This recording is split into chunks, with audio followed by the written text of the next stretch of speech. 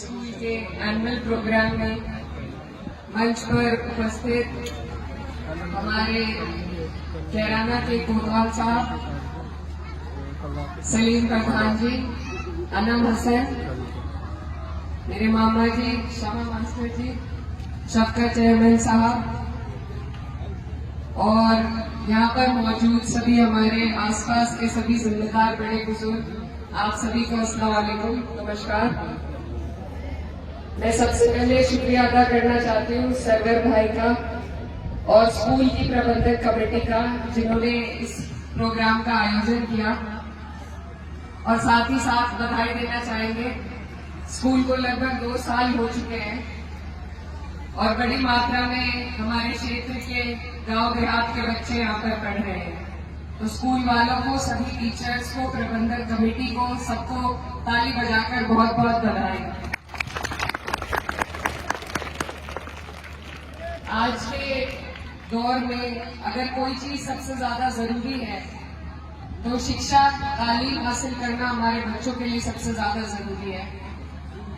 और जो सरकारी स्कूल है उनके हालात आपके हमारे सामने हैं।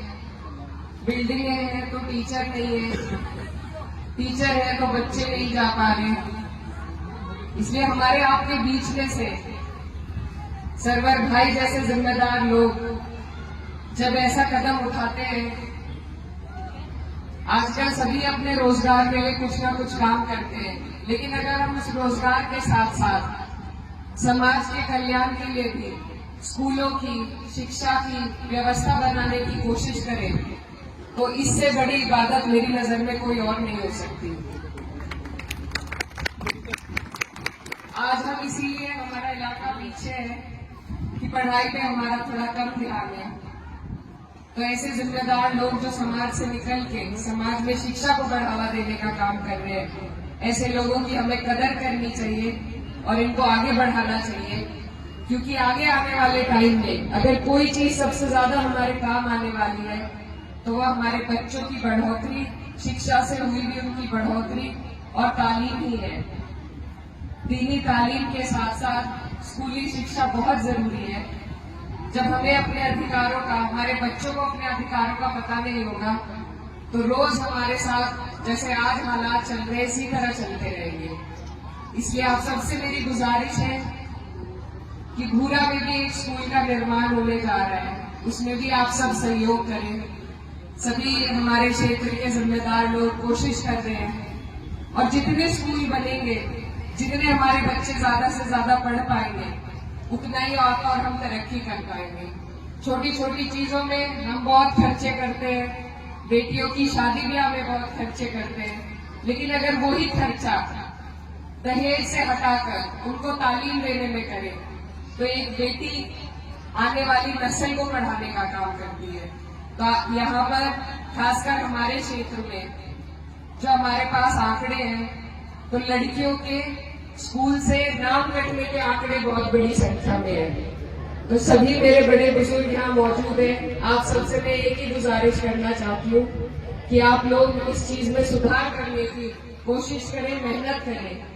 हमारी बहनें, बेटियां जितना ज्यादा से ज्यादा पढ़ेंगी उतना ही आप लोगों का नाम रोशन होगा, उतना ही हम आगे बढ़ पाएंगे।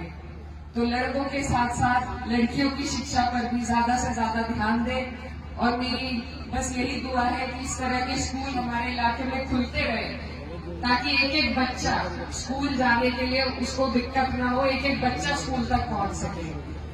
और ऐसे लोगों की, सरवर भाई जैसे लोगों की आपको और हमें मिलकर उनका सहयोग करना है, मदद करनी है और बच्चों को तालीम के राह पर चलाना है। मेरे वालिद साहब, उन्होंने मुझे इतनी शिक्षा दिलाई, वो यही कहते थे कि मैं थोड़ा सा पढ़ाई में पीछे रह गया, वो कभी मेरे बच्चे पूरी करेंगे।